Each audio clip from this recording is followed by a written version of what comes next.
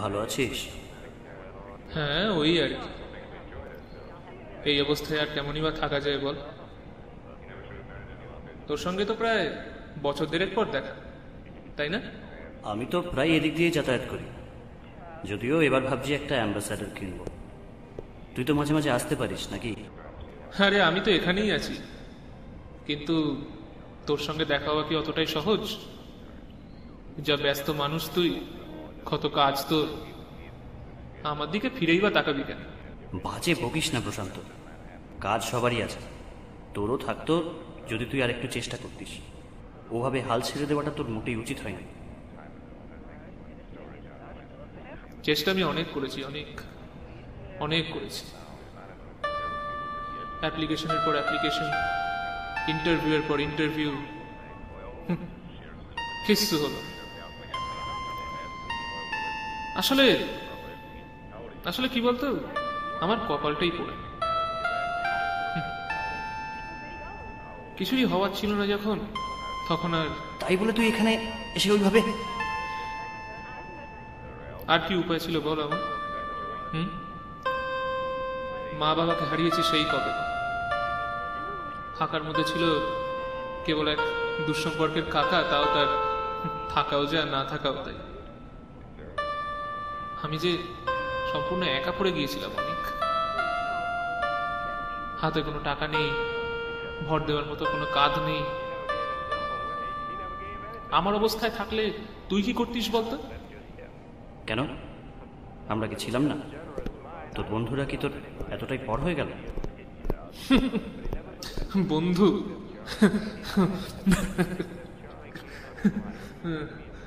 ভালো বলেছিস, বন্ধু।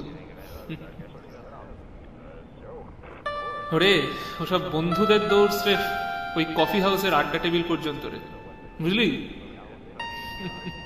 তারপরে যে যার নিজের তালে। তখন তাদের ঠিক ওই বন্ধু বলে পরিচয় দেওয়াটা।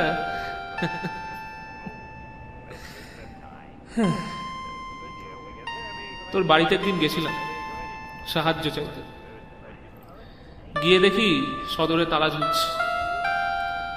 তারপর পাড়ায় খোঁজ খবর নিয়ে জানলাম যে তুই নাকি অফিসের কোন এক কাজে 1 সপ্তাহের জন্য দিল্লি চলে গেছিস। বন্ধুত্ব আর কোন কাজে লাগলো বল? হুম? আর পারমিতা, তার কথাটাও একবার ভাবলি না? ও তো এখন বেশ আছে শুনলাম, কোন এক ডাক্তারের সঙ্গে নাকি।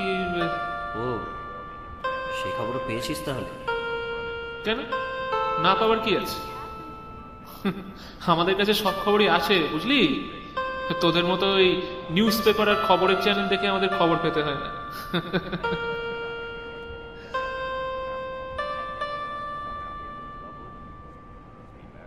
আচ্ছা প্রশান্ত, একটা কথা বলতো, এখানে এইভাবে দিনের পর দিন ভালো লাগে?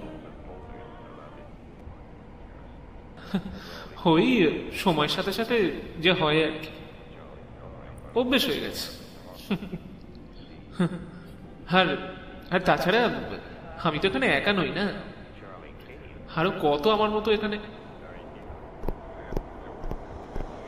তো ট্রেন এসে গেছে।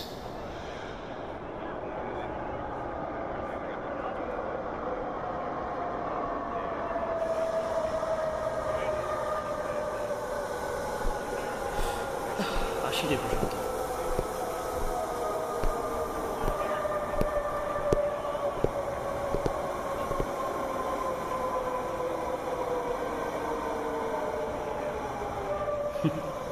বেচারা।